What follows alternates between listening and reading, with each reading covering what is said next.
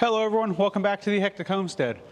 So for this video here, we're going to go maybe a little different route than we have been. Previously I've been kind of bunching all my videos from over days, on the same subject in one video, and things kind of either get said multiple times and I have to go back and edit out a lot of stuff, which takes a lot of time, or I just miss parts as I'm going along, because I might come out here, do 4 different tasks in a day and not complete 3 of them because the process that I'm doing things, and squirrel, you know how it is.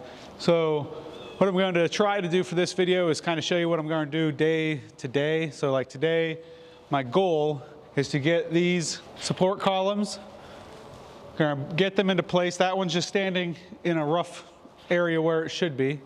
Also today I'm going to have 2 J-bolts that I still have to put in. I have to go pick up a bag of concrete for that. So we'll try to get that in place and see what other fun stuff we can get into. It's always a full day of work out here, whether I come out here and expect it to be or not. So stick around and bring you along.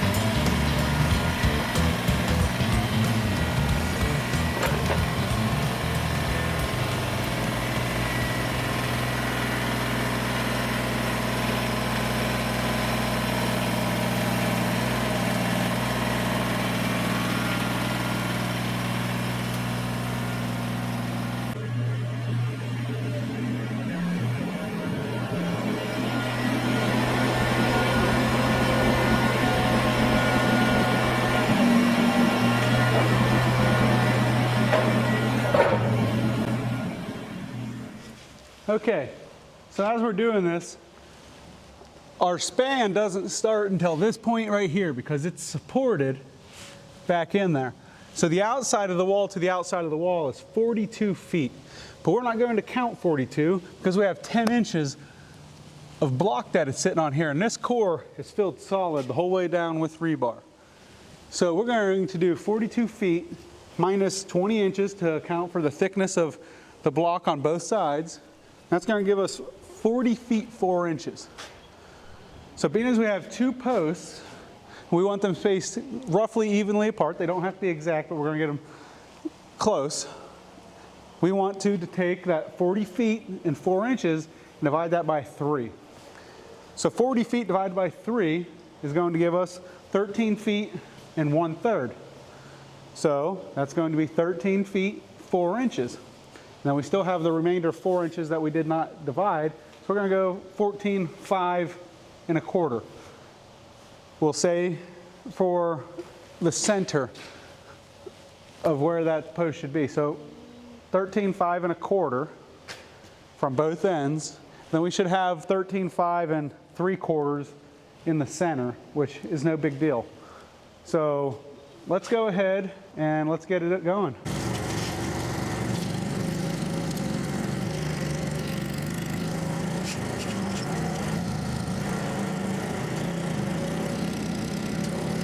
Okay, so to give you an idea what I just did, we came up with our number, which was 13, 5 1/4. So I went ahead and measured from this end here, inside of the block, and made my mark. And I went all the way to that end, did the same thing from the end and made my mark. And then I measured from my mark there to my mark here, but I ended up squaring up my line with a square, coming across, and I put an X on the side of the line where I want my post to go. So I'm going to have to smack that post over, get it lined up on this line, and I'll throw the square up there, just double check that it's square before I tack it. But I'll try to get it leveled up and everything prior to that. That way everything's nice and flush and looks pretty. It always drives me crazy whenever people ask, what's taking you so long out there? How come you've gotten any further? I mean, whenever you're working solo, and even with another person at times, it's a pain in the butt. You still have to run, grab tools, you forget stuff. Just had to go run and grab a crescent wrench because I totally forgot that I snugged those up before. Everything takes time, and I'm not rushing crazily to get any of this stuff done other than what I need to before winter time. So let's go ahead and tap that over there. Let's not tap that over there. Let's go ahead and loosen it first, huh? Weight of that beam sitting down on it.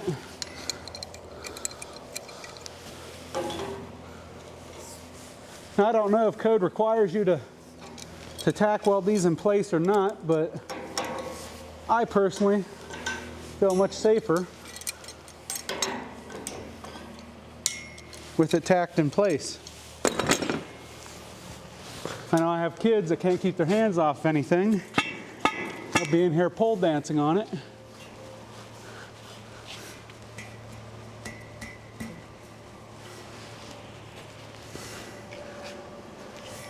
It's pretty square there. It's obviously not level, but I can tack this side here and then hinge it that way level. So let's go ahead and throw the square on it, see where we're at. And I'm going to go ahead and fire up the welder.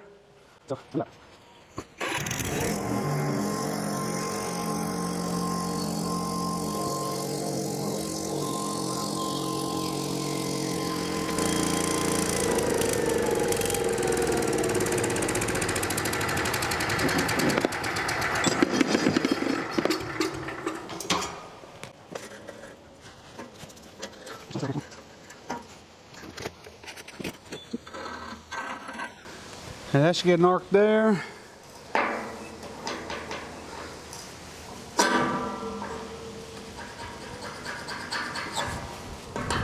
That should get me ground there. So I should have my grinder out here and clean off some of that paint, but I'm not too concerned about it. We're just tacking it. It's not structural, just holding it in place till there's weight down on it and it doesn't move.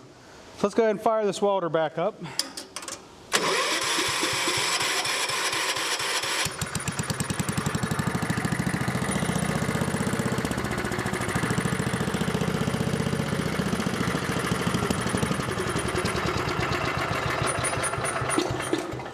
Come on, we're out of gas.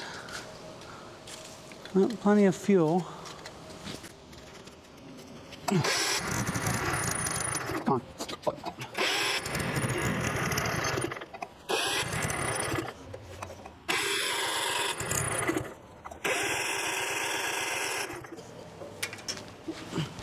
Well, it was working fine the other day, so I guess I might as well go ahead and set my other post and see where we get with that.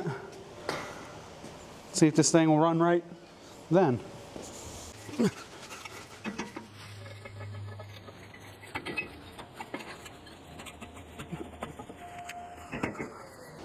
Well, of course, the welder doesn't want to work right now.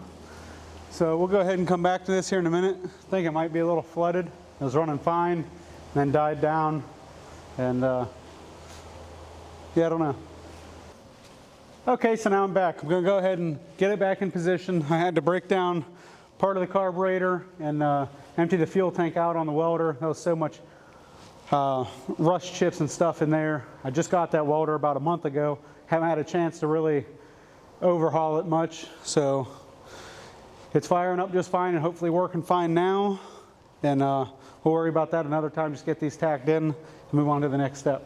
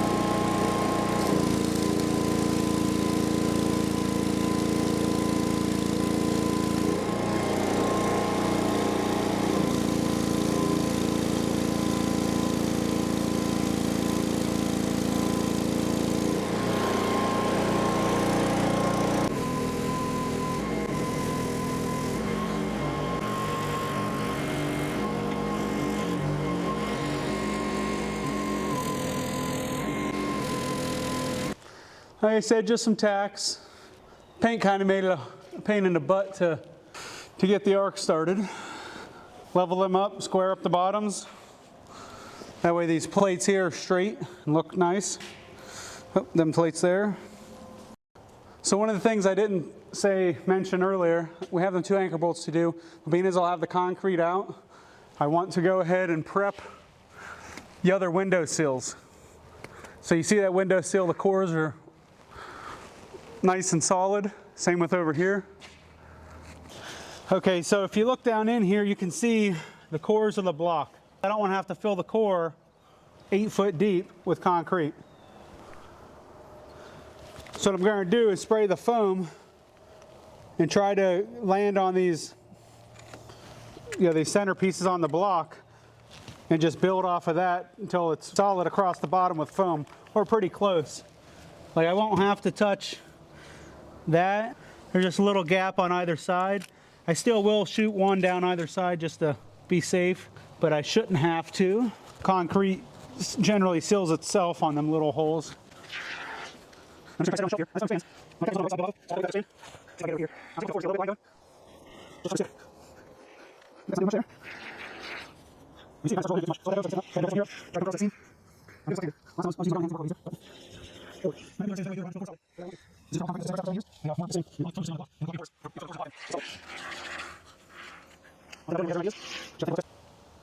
Okay, so you can see this one is almost done. So just got to work around, then bridge the gaps, and hopefully it doesn't cave in. Okay.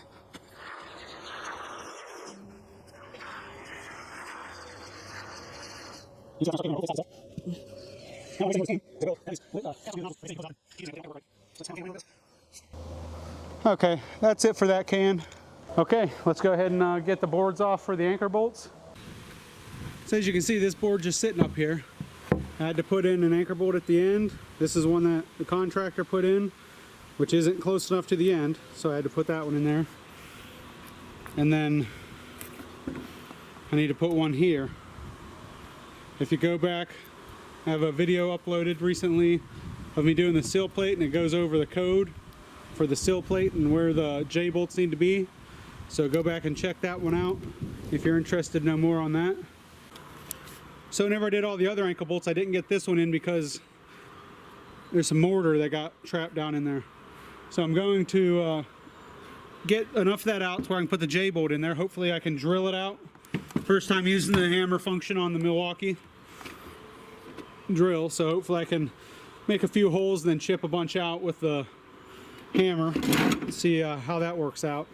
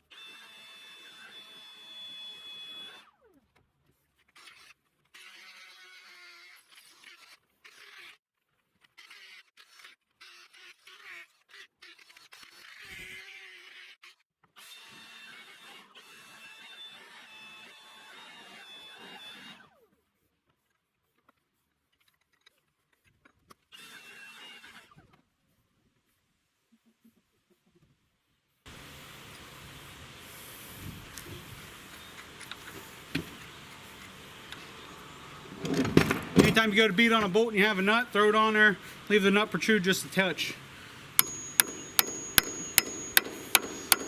That way you don't mess up the threads.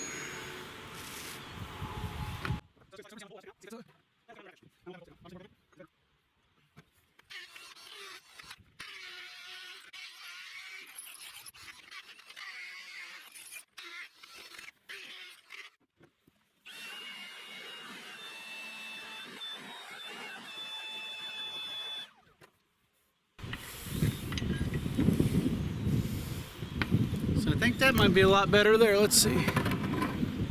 Yeah, I'm happy with that. So now we can go ahead and get some concrete mix for that. I gotta get the board off the other one yet still, but that'll be good there. Okay, so this one here, you can see there's a gap the whole way down. But like I mentioned with the window seal, that little gap's not gonna do much. Some pea gravel will come through, but not anything to worry about. I'm using fast setting concrete for this, so I'm going to try to get a move on here. Just so I don't have to wait all year for it to cure to get these sill plates done.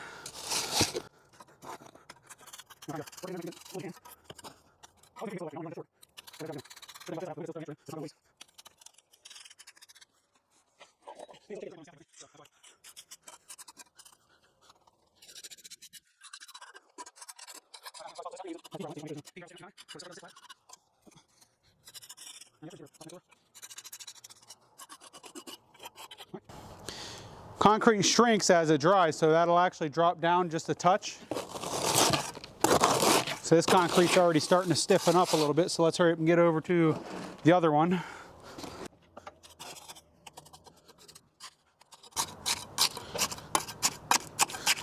Remember, if you guys have any questions about what I'm doing, if you don't see me doing something you think I ought to be doing, post it in the comments. Chances are I did it, but haven't shot it on video or didn't think about it. So I always like a little bit of constructive criticism, because you better believe it, I give it out. So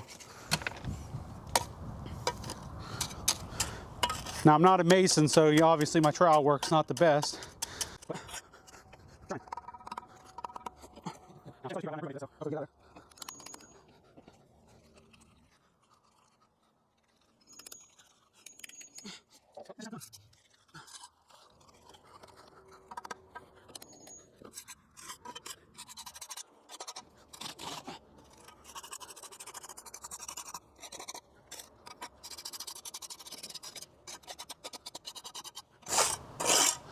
One thing, if you have any minor raises or imperfections, wood compresses. So whenever you tighten it down, it'll take up for that difference there. So, okay, so let's go ahead and go over to that window sill.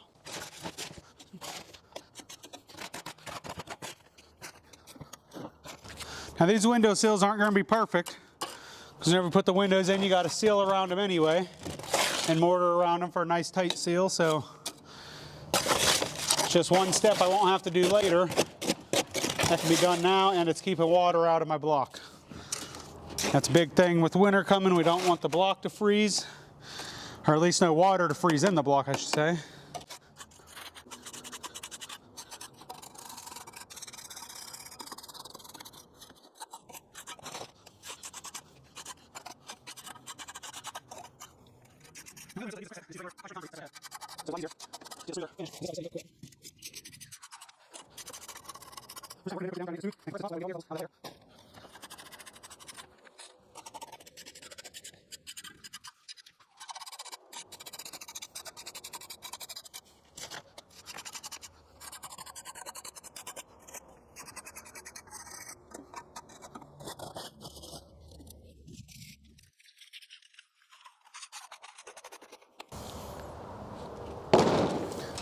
Now I didn't have enough to finish this windowsill, but I'm not going to mix up any more concrete because we want that expandable foam to set up in them windowsills.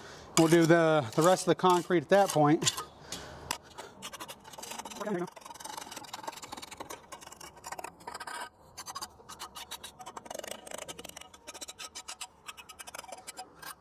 Yeah, so that's it for the windows here. Let them anchor bolts set up. I think that might be all for the day. We'll see.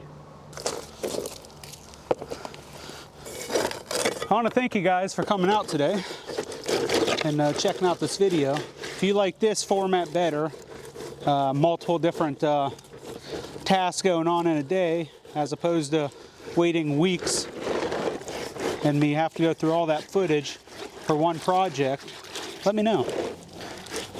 My issue with the one project deal is, or waiting all that time, is I lose videos or run out of space on SD cards, or things accidentally get deleted without meaning to delete them, and I just get too far behind on footage.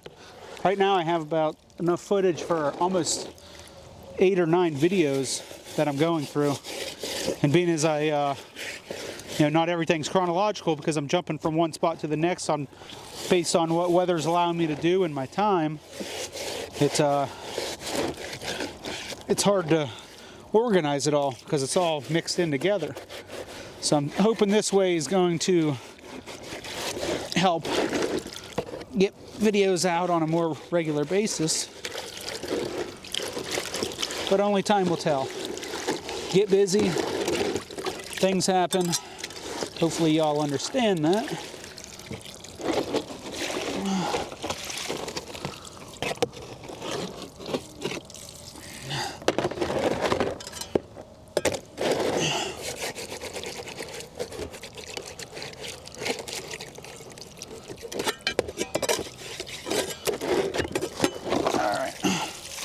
That's just my well siphoning. That's how much water I have siphoning out of it right now. Don't even have to hook up the well pump. So again, thank you all for watching the video. Be sure, if you like this content, to like it, share it if you choose to. Make sure you follow me. And if you want more content that we put out, be sure to hit that bell icon. That way you get notified every time I upload a video. So be sure to stick around. And until next time, see you then.